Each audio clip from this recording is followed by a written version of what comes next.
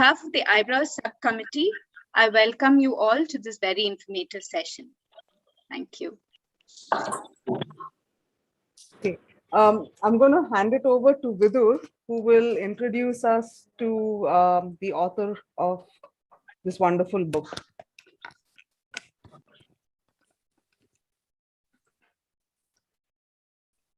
All right. Good evening. It is my pleasure to introduce the author, Vivan Marwaha, and his book today. Vivan is a user researcher who works on technology, emerging markets, millennial himself. He cares deeply. He cares deeply about understanding India and its future through its youth. He lived and worked in India and the United States. Vivan has written for the Washington Post, BBC, Mint, The Hindu, among other publications. The Hindu said that Vivan's book, What Millennials Want, is a surprisingly pessimistic reminder of how little India has changed. Millennials are crumbling under the weight of these foundational issues, which have only deepened and compounded over the years and into more complex problems. And they are justifiably anxious about all of it. What's significant is not how much has changed, but how little has changed. The book, What Millennials Want, is divided into 5 sections: education, economic aspirations, technology and social media, marriage and social views, and political attitudes. The author has camped out across 14 states, rural and urban, talking to more than 900 millennials. The book is interspersed with personal anecdotes. Marwa's work is important in combining information silos, piecing together diverse trends, and seeing the patterns behind the data points. I hope that as you understand the millennial generation, you'll in turn understand us, my generation, the Gen Z, as like my mother over here believes that I spend most of my life in virtual reality. So I hope that everyone comes to terms with what's going on with us now. Handing it over to Erin. Thank you, Vidur. Today, I'll be introducing the moderators, Caroline Lobo and Manira Alva. Caroline Lobo is an advocate based out of Bangalore. Currently, she has the posh practice at BCP Associates, prior to which she has worked with corporates like Oracle and Call Technologies, where she handled various legal issues, including managing commercial contracts, mergers, and acquisition. She is the current president of the BDA Association Flat Owners Society. She is also a member of the Gender Sensitivity Subcommittee of Karnataka Employer Association. She has always shown a keen interest in women and child-related issues. She has worked with the Child Welfare Committee and various NGOs and continues to work in this field to help the weaker section of our society. Manira Alva, a millennial who is currently a geopolitical risk analyst, prior to which Manira worked as a correspondent at the Times of India, where she researched, investigated, and reported on a variety of civic and environmental issues like infrastructure, sanitation, lake pollution, waste management, and government school and health initiatives. Her work has thrown light on problems faced by the urban, poor, and marginalized, throwing light on the sexual harassment of female sanitation workers, the humiliation of trans women go through while applying for passports, and the eviction of street vendors, and the lack of public health resources in our tribal areas.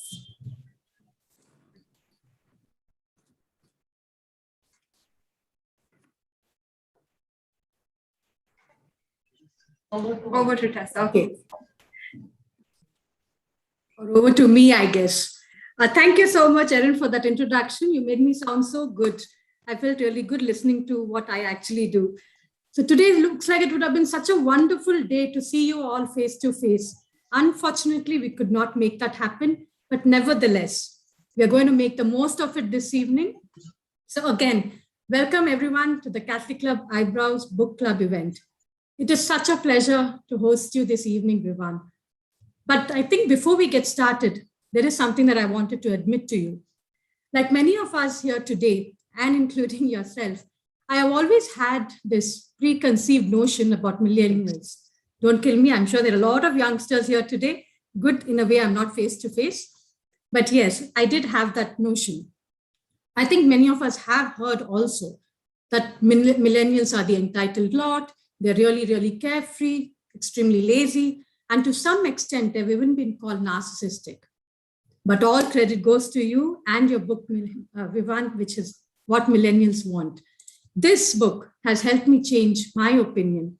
And I think that the millennials have been completely misunderstood. All of us agree, and we know, I think, that the millennials are the largest generation now in India, bringing us a great democratic advantage. Now, you would also agree that our future, our development, our wish to have a better, safer, good world all rests in the hands of the millennium. You guys are the game changers. Now, with this, I think I should stop talking and we should hear from Vivan, his journey so far, and what actually inspired him to write this book. Over to you, Vivan. Hi, everyone. Thanks for attending. Like Caroline mentioned, it would have been really nice to see everyone in person.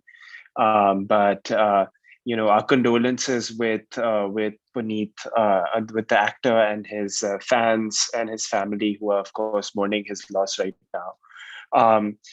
I'm a shameless self-promoter of my book. So in case anyone hasn't seen the book or the cover, this is what it looks like. And the cover, I just want to talk about the cover for a second, because people look at it as a city, but in many ways, it also signifies aspiration. And that's what my book really is about. It's about the aspirations and the anxieties of Indian millennials. And as Caroline mentioned in her opening remarks, that the book sort of got her to challenge many of her assumptions.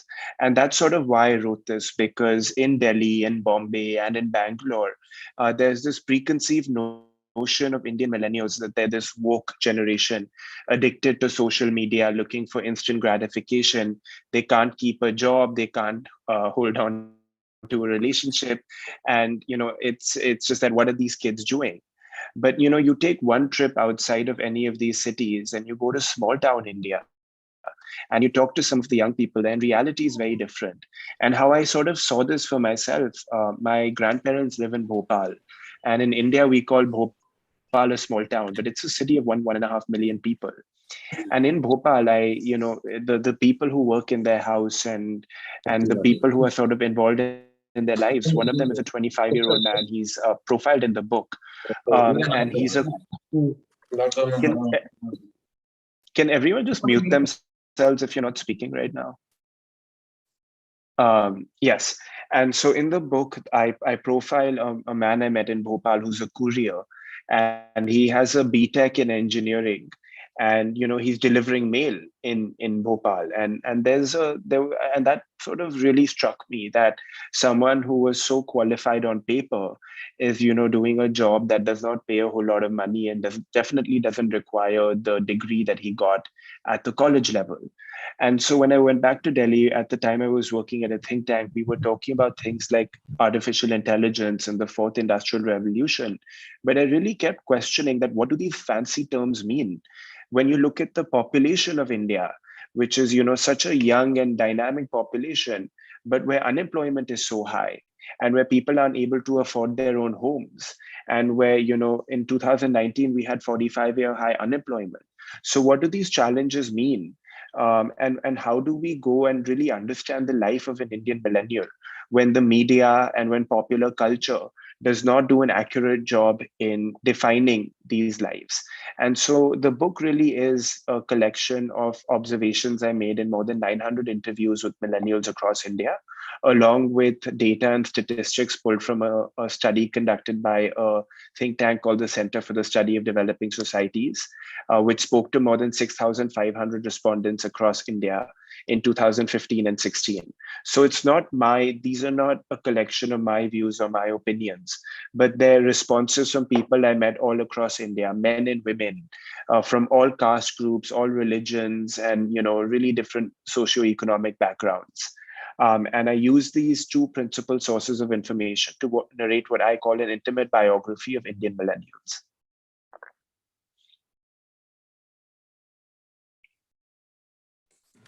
Okay. Thank you for that, Vivan. So I read in your book, you had said that Indian millennials can only become a global power if they have cash in their wallets and stable jobs. What do you think is the cause of millennials right now not having jobs? So it's many different reasons. It's number one is that our population, India's population boomed, but jobs, of course, did not keep pace with the population boom. And this is not something that's, that you can blame on one political party. But I think this is a problem that any government anywhere in the world would have faced, that how do you create jobs of 415 million people, right? Like anyone who has that type of an answer deserves every award out there. But then there's also a lot of self-inflicted challenges that we've put upon ourselves. So we can, blame the current government for demonetization and for not, encouraging investment in India. You can blame the prior government for, laws like retroactive taxation that, scared away foreign money and not enough emphasis on clean government. But this is really not something that should be a political issue. The fact at the end of the day is that, we have 45, 50-year high unemployment in India right now. And the way that affects the life of a regular millennial is that they're living at home with their parents. They're not able to, I met countless young men and women my age who had to ask their parents for money to go watch a movie. They had to go ask, for something as, that any young person anywhere in the world can sort of would like to do that with their friends on their own. I met people who had to ask their parents for that. And it's a very infantilizing situation where the people who we said were going to be our future are in fact dependent on their parents. The whole goal of economic liberalization was that new jobs would be created and wealth would be created in India. But what I found is that, that did not play out. And that, whatever was expected to trickle down, it only sort of boomed in places like Delhi and Bandra Kurla complex and Whitefield and high-tech city in Hyderabad. But it did not create, new sunrise industries that would absorb our workforce. What it also did was that, the IT sector, of course, grew very rapidly. And then everyone became an engineer. So in my book, I have a sentence that says, in India, you become an engineer first, and then you figure out what to do with your life. And so everyone becomes an engineer, but then there aren't enough engineering jobs. And because so many colleges have mushroomed to fill that demand for an engineering degree, they've actually produced engineers who cannot do basic engineering jobs. So there's another statistic I cite in my book that 97% of engineering graduates are not employable for any job in the knowledge economy in India today. So that means that, you have a vast majority of engineers that cannot even perform basic code. And they cannot, even do the basic job that any engineer anywhere else in the world can. So what I'm trying to say is that, I try to stay away from the politics of this issue because, you can assign blame to really anyone. But the fact that we need to address this in some way or the other, or the people who we call our future, our demographic dividend, might end up becoming a demographic disaster.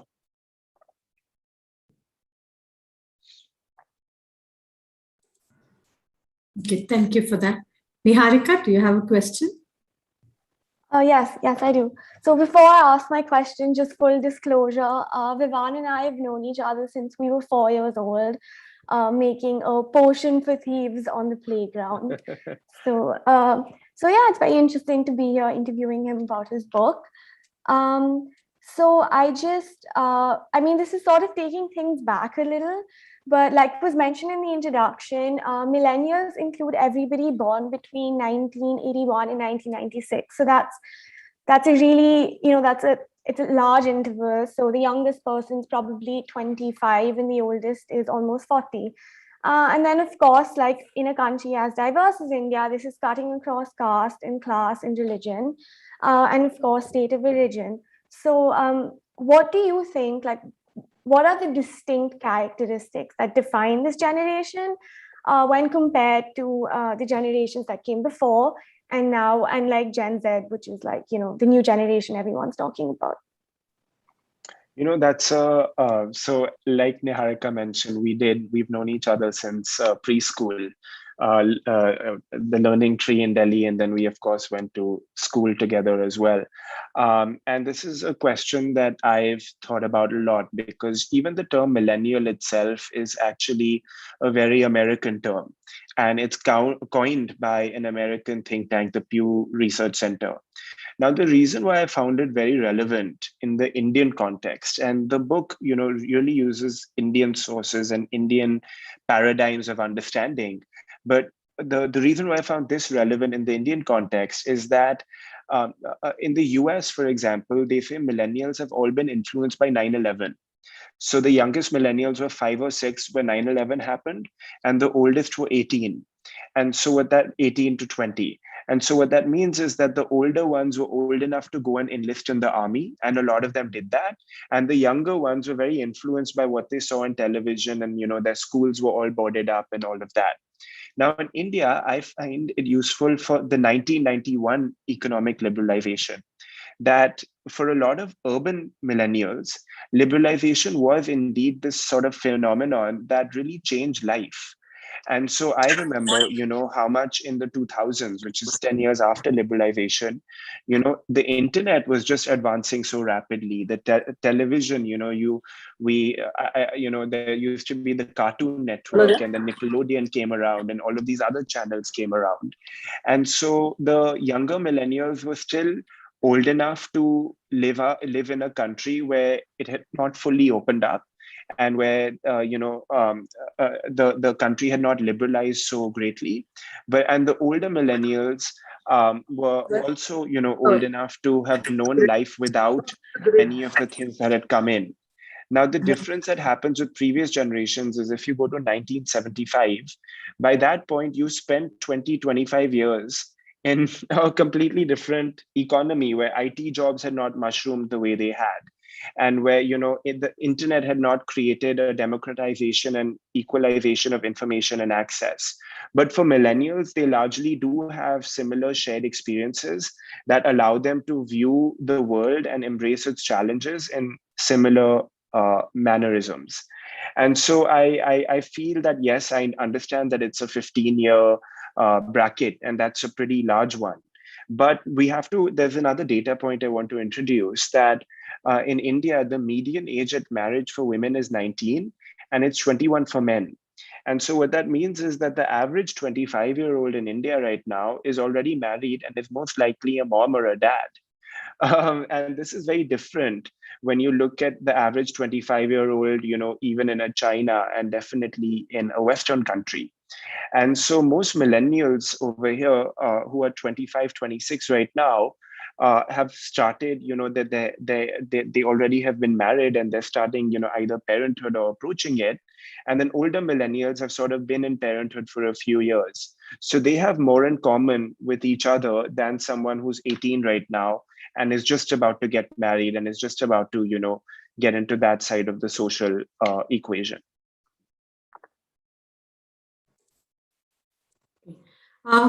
Historically, I think, Vivan, you'll agree with me that there has always been some clash, or clash is too strong a word, probably tension between two generations. And this could be because of, the upbringing, generational gap, whatever it was. But with the millennials, the most loosely word used is entitled, right? I think all of us on this call would agree on that. And there may various reasons. They say that, they don't take no for an answer. It is my way or the highway. And they're not loyal to their jobs or partners, etc. They like to keep skipping.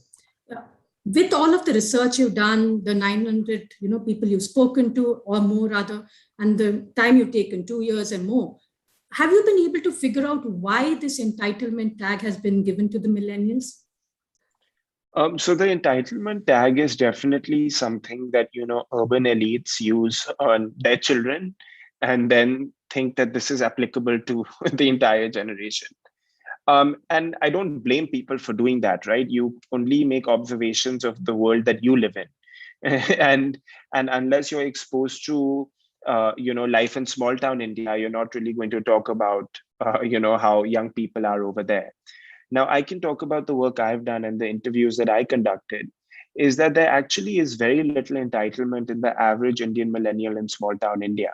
And I would often, I would make the case that there should be some level of entitlement, that there should be some level, because when you have that level of entitlement, you expect something from someone. But the average Indian millennial in small town India does not expect their government to actually create jobs for them. And this is the big problem that we have in the country right now, that we have disconnected economic outcomes from the government and from policy making. And instead, we rely on the government for things that the government should not be doing. So, I would actually say that, definitely, parents, and I'm sure my parents feel this way about me, is that I'm entitled and all of that. And then they apply that to the entire generation. But, the fact is, and I've used this figure many times, but we have 45, 50-year high unemployment in India right now. And so for people to be entitled and for them to, view the world in the way urban elites believe they do, they need to have that sort of economic foundation to do so, which actually does not exist. And I would say that, this tag really brushes over the fact that millennials are very anxious right now. They're anxious because they don't have jobs. But while you were talking, I was looking up, on page 84 and 85 of the book, if you would just allow me to, read an excerpt, where I say, I found that a large cohort of older millennials, those born between 1982 and 1998, roughly aged between 30 and 36 when I met them, felt that they had already missed the boat.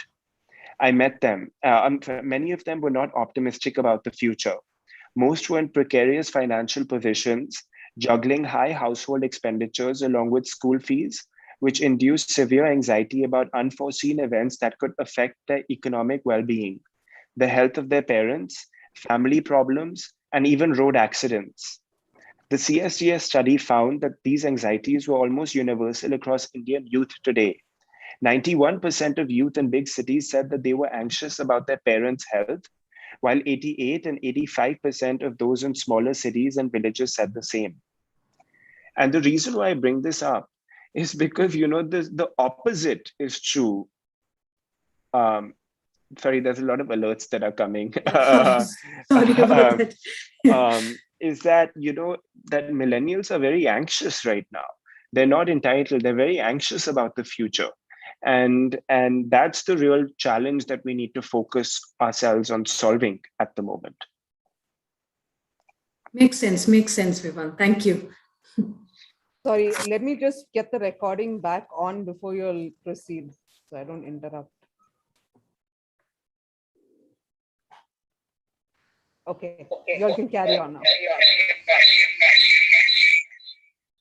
Some other issue started now. This is what happens with the virtual. Is Niharika on the call? Yeah, I'm here. here. I can't turn on my video for some reason. It says the host has stopped it. But I'm Host. here. Majella. I don't know who the host is. Okay. Yeah, I'm back. So I wanted to, discuss the political aspect a bit. So in your book, you say that millennials like leaders who take quick, bold actions, no matter the consequences. So I thought that was very interesting because it almost seemed to imply that older generations like leaders who dawdled. So why do you think that is? And also, how much of this preference do you think has to do with, how much of it do you think is organic, and how much do you think it has to do with technology and crafting a social media narrative? I think they're all intertwined with each other, so they're not mutually exclusive. So firstly, I'll start off by saying that this is not something unique to Indian millennials. But it is unique to millennials across the world. So if you look at Bernie Sanders, for example, in the US, he's very popular among young Americans. And why is that? Because he offers these bold solutions, and he has these very clear set of enemies or foes that need to be dealt with. So in his case, it's the billionaires and the capitalist elites. Now, in the Indian case, it's the corrupt elites that sort of need to be dealt with, in the BJP framing of the issue. Now, the reason that sentence that you quoted was in reference to the section where I talk about demonetization. Because I was going across small town India and I was talking to millennials and I'd asked them, who were you voting for? And in many parts of the Hindi belt, it was like, how could you even ask me such a question? I'm obviously voting for Modi. And I'm like, well, why is that? Can you tell me one or two of his policies that you like the most? And people couldn't really name any policies. They didn't really know much about what was being debated, like the bankruptcy law or, anything else that was being debated. But they said, Notbandi, demonetization. And I'm like, why? Why is that? Including a woman who I met not far away from here in Mysore. And this woman, her father-in-law was admitted to hospital at the time when of demonetization. And she had to, she spent days finding money to pay for his admission into hospital. But she still loved Modi. And she told me why. And that's because at least he's doing something. At least he's taking these big, bold decisions to, fix corruption and to clean up the country. And I think the reason why this is unique to millennials that you're seeing in India, but you're also seeing in the US, you're also seeing in England, is because there's a belief that for a long time, the country was governed by elites. And again, these are not my views. These are the views of the people who I met, that the country was governed by elites who were more interested in lining their own pockets than in delivering for the national interest. And so when you have this leader who comes around, onto the stage, and he's very clearly identified an enemy, and he says, well, now I've undertaken this action that will help you, and is, going to undercut the foe, that is something, people love to support. And so that's one example of a really big and bold decision. And then of course it's, it intertwines with social media and technology, where many of the most successful political parties in India right now have mastered the art of communicating online.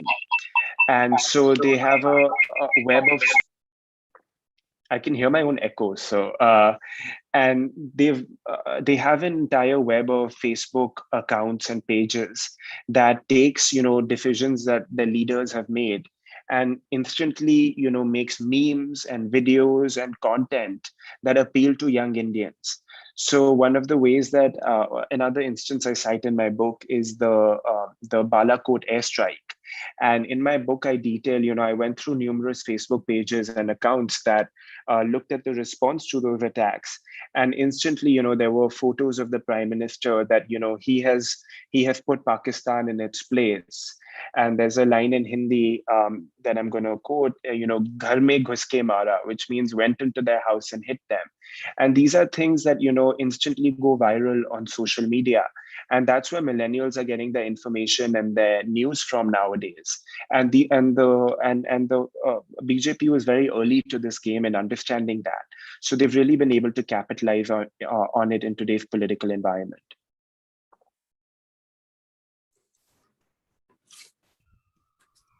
Okay, Vivan, I would like to quote something from the book, what you had said, if I may. You had stated that Indians are obsessed with government jobs and that millennials will always want placement at government jobs as long as private jobs are viewed as exploitative. Can you just expand on that, please? Why you think that? So, I mean, again, this is not my opinion. It's a fact. And the CSDS survey found that 65% of Indian millennials list a government job as their number one priority, followed by 19% who say that they want their own businesses. And by that, I don't mean a startup like the one you'll find in Indiranagar, but even a kirana shop or a snack stall. And why is that? Also, just to bring in an interesting anecdote, if you read news reports after the violence in Uttar Pradesh, the government announced as compensation, they announced a monetary award, but they also promised every family that lost a loved one a government job. And the belief is that a government job is a job for life. So you are going to make this income no matter how meager it might be, but you're going to have it for the rest of your life. And then you might also get a pension to retire on. So you're basically set for life. And if you look at it, there's many different factors at play over here. The first factor is that in small town in India and in rural areas, formal jobs have never been a construct. No one has ever had a formal job because they've always been required to spend 3-4 months of the year on the farm. So helping out with their family with the sowing or the harvesting or, whatever else was required. So number one, if you have those requirements to help out on your family farm, it's very difficult for you to have a formal job. Then the second thing about the private sector being exploitative is that even the jobs in India that have grown, let's take manufacturing jobs, for instance, between 2000 and 2015, India added 7.7 million manufacturing jobs. But more than 50% of those jobs were contract jobs. So they were not formal employment, which means that those workers can be fired at any time. And in my book, I cite instances of people who have worked at companies for 5-6 years on contract. And then this one man, he needed to leave, he needed 10 days off to go get married. And his company fired him. And they said, okay, when you come back, we'll rehire you, but he'll lose entire 5 or 6 years of work history with them and come back at an entry level. So even when the small, blue collar manufacturing jobs that are usually hailed as the jobs that will get people into the middle class are treating people like that, then obviously, the desire and the allure of a government job becomes very apparent. And so in my book, I cite, instances, interviews I've conducted with people who are not just studying for the UPSC, but also people who have career jobs, but are trying to get into the state level services, because there's a belief that I might have this job today, but I could lose it tomorrow. And if I lose it tomorrow, then what do I do? And the reason, once again, why this is unique why we have to think about this differently for Indian millennials is because, as I mentioned earlier, most Indian millennials, by the time they're 25, 26, 27, have already had a marriage, and they are, either parents or on their way to parenthood. So you have a lot more people to think about. So taking a private sector job becomes far more risky, and it's viewed with, far greater suspicion than a government job, which you're going to have for your life.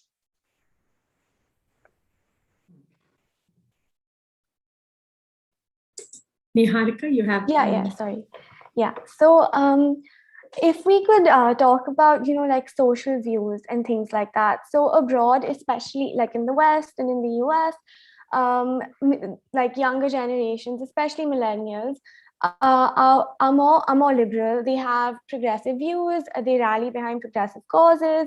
Whether it's having more socialist policies, or it's about gay rights, or climate change, things like that. But based on like what you've mentioned in your book, it appears that that's not happening in India. So we're not seeing a very serious change in social views, and like especially when it comes to things like marriage, especially, or caste. And I think that's also, you could say, resulting in the kind of political leaders we have, because in the US, you have people like Ilhan Omar and Alexandria Cortez, and in India, we have Tejasvi Surya. So why do you think, that Indian millennials are like bucking this trend, or is it somehow, so just like, what are your thoughts on that? That's a great question. And it's sort of the second time I've received that in Bangalore about Tejasvi Surya, which makes sense because we are in his backyard right now. Now, just to start off, for folks who, and I'm assuming not that many people have had a chance to go through the book at this point, but one data point I use a lot in the book is that 84% of married millennials have had arranged marriages. That's what Niharika was talking about, that why do Indian millennials buck this trend, that when you see millennials in other countries, they tend to be a little bit more liberal than previous generations. And why is it the opposite in India, which is sort of what I present in my book? Now, I'll first start off by saying that the liberal conservative issue is not something that is usually a big discussion in India, particularly the way it is in other countries. For example, abortion is not a big issue in India. And gay rights are, I mean, it's definitely a part of the discourse over here, but it's not as charged as, other issues around the consumption of beef, for example, or, the precedence of religion over free speech and expression. And the reason why, so first starting with marriage, the reason why arranged marriages are still so popular and contrary to what the media and Bollywood suggests is economic. It's an economic factor, that because so many millennials live at home with their parents, and again, there's a whole lot of data on this, that because so many millennials live at home with their parents, they have to abide by the decisions that have been made for them. And so in my book, I have a sentence that says the love marriage or falling in love is something that most millennials cannot afford. And what I mean by that is that if you go and pick someone or fall in love with someone who your family does not approve of, and you don't have your own home, firstly, they can deny you, they can throw you out of your house. But at just going a few steps further, what we've seen in cases in Karnataka and all over India is that they can kill you. And so there's the case that happened in Belgavi, but then there's also, in my book, I cite an incident of a young man named Kevin, who is a Christian, a Dalit Christian, who was murdered by his fiance's parents in Kerala. And the fiance's parents, they were a Syrian Christian family, and Kevin was a Dalit Christian, and they found out about it, and they killed him. And of course, we know this happens in North India as well. So this is a very Indian, this is something that happens a lot, no matter where we are in India, no matter which community we're talking about. And the reason sort of that I have identified that why millennials are having so many arranged marriages, and what my respondents told me was that, that they rely so much on their families for support and economic support and emotional support, that, going against their will is something that they literally cannot afford to do. Now, in my book, going to the other, facets of, millennials sort of having different social views, is that I found that, a majority of Indian millennials oppose the celebration of Valentine's Day. They oppose live-in relationships. They oppose dating. They support banning films that hurt religious sentiments. And, I have a whole, host of other, figures that I cite. And what's interesting is that the more educated millennials are, the more they support the statement that religion should take precedence over science. I don't know if you guys remember this from the book. It's I think around page 100. And I just found this so interesting that, why do millennials, for example, when I first read the survey, I was like, why do most millennials oppose Valentine's Day? That seems to be, a fairly innocuous occasion. And why are people so opposed to it? And that's because, if you live in a small town and you date and you're dating someone, that means that you're breaking apart, that you're not following the arranged marriage system. And then in many small towns, all over India, on Valentine's Day, there's these so-called anti-Romeo squads that, patrol public areas looking for young couples who are out on Valentine's Day, and, chase them and, harass them and beat them up in many instances. And that's why, you have these attitudes, because, other organizations have sort of, created fear around it. And so in the Indian context, I believe that millennials sort of have these views, again, based on my interviews, because of the economic insecurity that this generation has, and that people who tend to have jobs that pay them high salaries have greater liberty in making many of these decisions for themselves.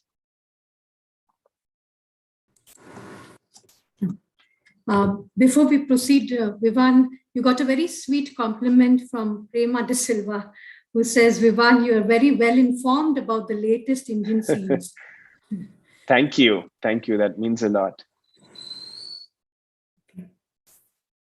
Okay. I wanted to understand where you have mentioned time and again about aspirations and anxieties faced by the millennials, right? I want to understand, is there something that the government or the baby boomers can do to help, with combating these anxieties that you all are going through or to achieve these goals that you're looking at? What better can we do to actually help out? Not myself. So, in the conclusion, I actually write that, at the end of the day, this is all about economics, and that job creation must become the single largest obsession of India's policymakers and those in positions of power. Because as people get their own jobs, they have liberty, and they have economic liberty, and they are not confined to living in a certain area or abiding by a certain way of life, and that they can really at the end of the day, economic freedom is the most liberating experience a millennial can have, because it will then give them the opportunities and the foundation to really go out and do whatever they want to do and to capitalize on their potential. And I just want to mention that when I was growing up, I remember in 2008 there were the Beijing Olympics, and it was amazing to see, because the bird's nest stadium, and for a lot of young Indians were first seeing images from China at that point. And there was this belief that back then India was growing double digits, that it was just a matter of time before India caught up to China and attained a similar level of prosperity for its people. But it's been 13 years and we're still not there. And I don't mean to hold up capitalism or any one country as a model for us to blindly follow. But what I'm saying is that people, as they get economic freedom, are able to really go out and then make the most of their potential. Because as you get a certain income, then you don't have to worry about fighting for a government job, but you can go and become an entrepreneur. You can start your own company, or you can say, hey, I have enough in the bank now. I have my own house. I'm going to, quit my job and try and get a higher position elsewhere. And that's how we capitalize on our demographic dividend. And that's how we sort of move towards a 5 or 10 or $15 trillion economy. Okay. I think Majella has asked if anyone has any questions, they can raise their hands or put it out on the chat group. Hi, Caroline. Hi, Vivan. Hi. Hi, Monica here. Monica. Hi, Monica. Hi. Vivan, I just wanted to say, after listening to you and all the interviews you've done and all the global research you've done, first of all, I just want to ask whoever's watching, is there anyone here who's saying, thank God we were not born at this time? And we've been through all the jobs and all the thing already. So, yes, this is something that must be really bothering you all, but in a way, I'm glad we are much older and out of it. Okay, congratulations on your book, Vivan. Thank you. Many congratulations. Vivan, I want to ask you a question which might be very slightly silly also, because I'm not educated to the level that you are. See, you spoke about startups, okay? And you're saying startups cannot match the need for the village and rural areas. Am I right? It's startups are only for the big cities. So they don't solve your problem at all. Any number of startups. I mean, I'm not necessarily saying that, but no, I don't. I'm not actually saying. I don't really say that in the book, or I don't think I said that in the conversation either.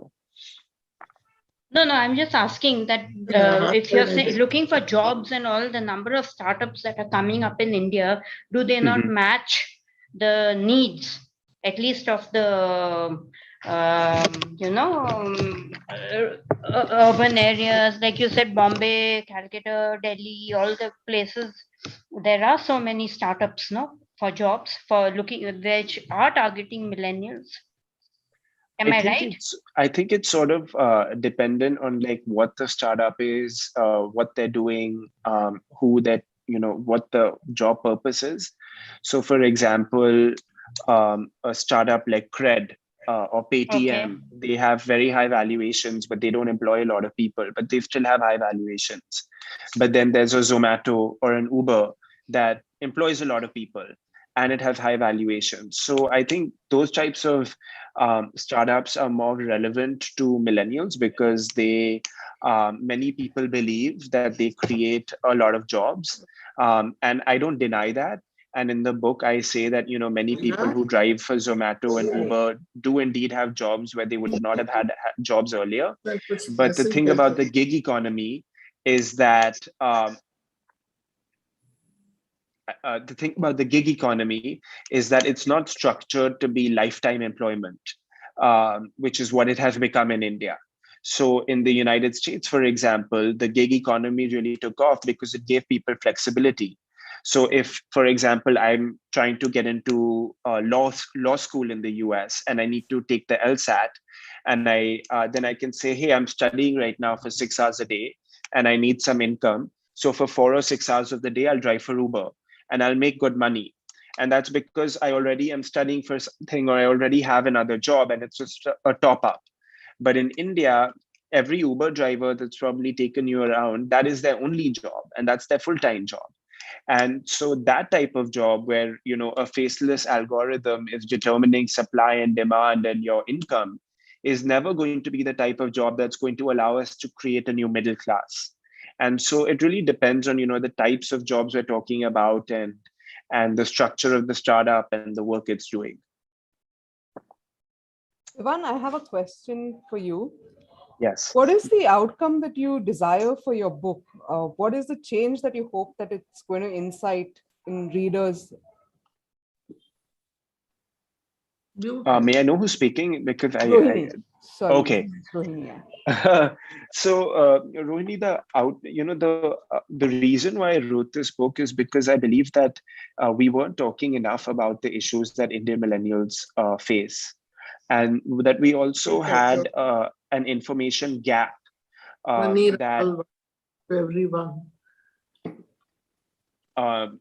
We also had an information gap between what those in positions of power in Delhi and Bombay and Bangalore, the information that they had, and the reality of young Indians in small town India and in big Indian cities.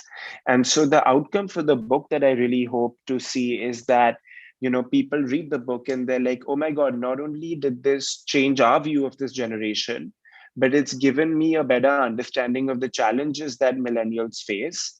And now let's look at solutions on fixing those problems and not let those remain challenges for years and decades to come. Thank you. Hello. Vivan, this is Vinita. Hi, Vinita. Yes. So I finally get to ask you, why is avocado toast so popular? Well, it's, I mean, I saw that question on the chat. Yes. And I don't know where that came from. I think someone heard one of the podcasts I did. Yes, that was from the Grand Tamasha where yeah, that was sort of touched on. So that triggered us. The reality is that it's not popular. Avocados are not even grown in India. I mean, no, it is. It is grown in India. I have it here in my backyard. Yes. Okay, well, I mean, I've never had avocado. I have not had avocado toast even once in Delhi. Probably not in North India. Yes. Yes, it's And all here. We all have avocado toast. I think Look at all of us defending our avocados. Bangalore avocados. I think the reason I why love it's my popular, avocados. The guacamole is the best on toast. I agree. But I don't want to cop out of your question, but I know that there's some on the chat, and someone named Blake has also raised their hand. So if we could get to those as well. Raise a question. Yes, may I know who's speaking? Margaret Alva. Okay, hello. Hello. Hi, Vivian. I'm Lunita, Blake's mom. Can you hear me? We can hear twice of you, 2 times of Okay, you. sorry. Can But we we finish also with had- Mrs. Alva and then take Lunita's question, please? Hello, can you hear me? Yes. Yes, I can hear you. No, you've talked about unemployment and frustration and so on. Don't you think the basic cause is the mismatch between the education system and the job market? Those whom we are training are not fit for the type of jobs that the new economic society is creating. And people just, they just send their children to schools and they just get some degree or some paper degree. And then they are not fit for employment when they come out. So actually, we are training our young for unemployment rather than to be absorbed into the economic market. Absolutely, that's exactly what I write in my book. And even the data tell us that the more educated that you are in India, the higher your chances of being unemployed.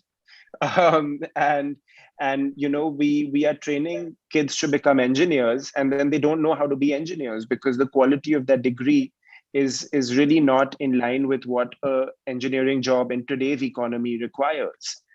People often ask me about solutions, and I don't dive into those in the book because there have been people who've been doing this work far longer than I have. But Germany, what they do in Germany is that when a kid finishes class 10, they give them an option that you can go to vocational school.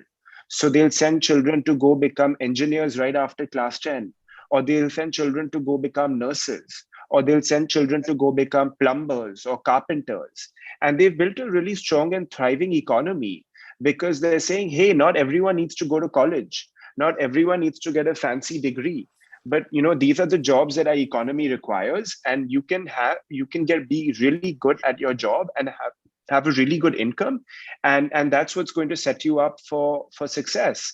But in India, we're sort of in this situation that because people look at the IT jobs that Infosys and TCS create, and then they're like, oh, if I get an engineering degree, I'll get one of those jobs. So then they spend money and time in getting that degree, but then they're not employable.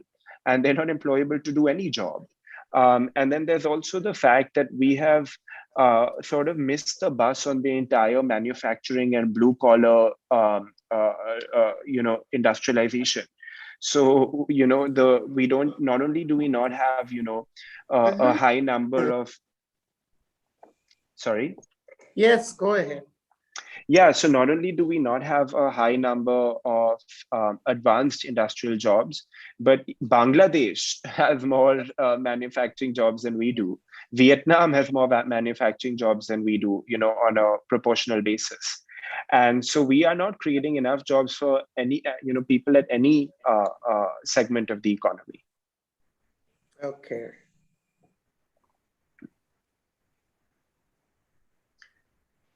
That's why the number of unemployed keeps growing in this country. Yes, absolutely. Vivan, would you say that the millennials are spoiled for choice? Monica here. Is there too much choice also? Like when I don't think there's too much choice. No, I mean, simplistically put, when we were much younger, I don't know if there's anyone of the non-millennial age watching this, but we had very few career options, very few. Girls would be teachers or secretaries or something like that. And boys would be get into some office jobs and things like that. So it was very simple. Do you think that things have changed now and there's so much of choice and there's so much of whatever? Maybe is there a little bit, I'm going to use the word ego, like we can't do this job or we can't do that job?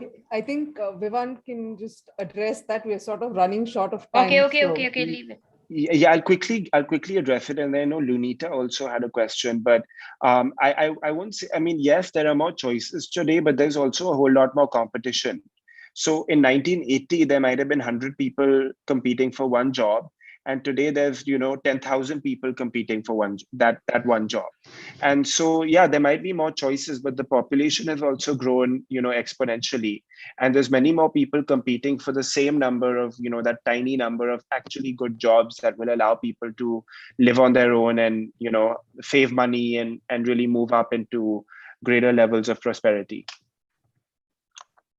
Should we get to Lunita's question, or do you guys want to move on?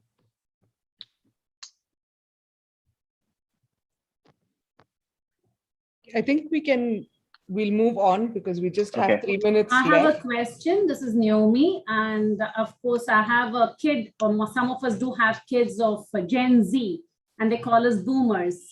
So as a millennial, what do you advise? What advice would you give them in terms of education or whatever? Give advice to whom? To the Gen Z, to our kids. Oh, I really don't feel comfortable giving anyone advice. I don't want to be responsible for anyone making any decisions. So I leave that to people who've been doing this work a lot longer than I've been doing. No, just, simple thing in terms of education or whatever. So do they have to study, or they shouldn't study and just do plumbing and carpentry? No, again, I really don't feel comfortable giving anyone. Vivan doesn't want to hammer a nail into his own coffin. Don't worry, we will not post a hartal or a protest in front of your house. Yeah, so Anita, ask Shanti. I have a last question. Vivian, I have a last question. My name is Rohini D'Silva. What time span defines millenniums and why? So as we discussed earlier, it's 1981 to 1996. And this is sort of the definition that's come up by the Pew Research Center, which most countries abide by. And as I had said earlier, it's because many people who are born between this age bracket have had similar experiences, so we can club them together when we're analyzing them.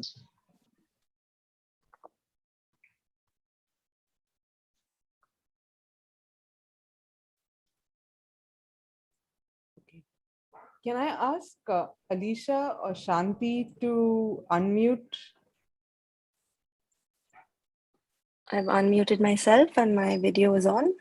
Okay, go ahead. Alicia here. Good evening, ladies and gentlemen. I wish to compliment Vivan on his extremely fascinating book. I am a millennial and Vivan's insights resonate with me. I am part of the 440 million millennials, and we are India's future. So this is the right book at the right time. There are some insights that I would agree or disagree with, but this is what millennials think, and I think we have to listen. It is interesting to note that young people are optimistic about the political fate of our country, but pessimistic about their own lives. That arranged marriage still appeals to the millennials. That was really, really strange to me. That unemployment and lack of financial stability is one of the top concerns of the millennials. That education is not leading to learning, and that most people do post-graduation to postpone their unemployment. I do hope that all of you who wish to understand the millennial mind go out and buy this book. I definitely will. Thank you, Catholic Club, our president, Ricky Patel, our MIC iBrowse committee, Samira Fernandez, and the dynamic subcommittee who made this online interview happen despite the sudden change of events in the city. I have to also thank our moderators of the day, Caroline Lobo and Niharika Alva, who did an awesome job of asking all the right questions. And a big thank you to our Gen Zs and Gen Xs who also anchored this show. Big round of applause to them. You can show your hands. Thank you, dear viewers, or should I say boomers, for zooming in. Do stay tuned for our next iBrowse session. For now, it's goodbye, see you, and good night, and thank you, Vivan. Just a minute. Can everyone just turn their cameras on so we get a quick picture, please?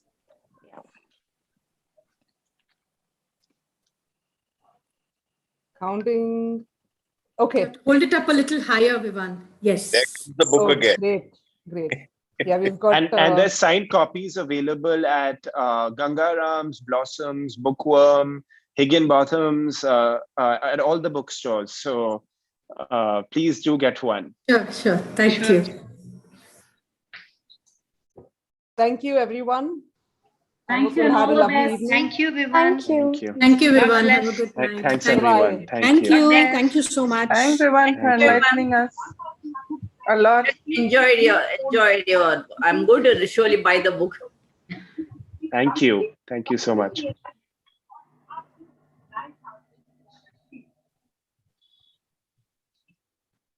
you digitally unstuck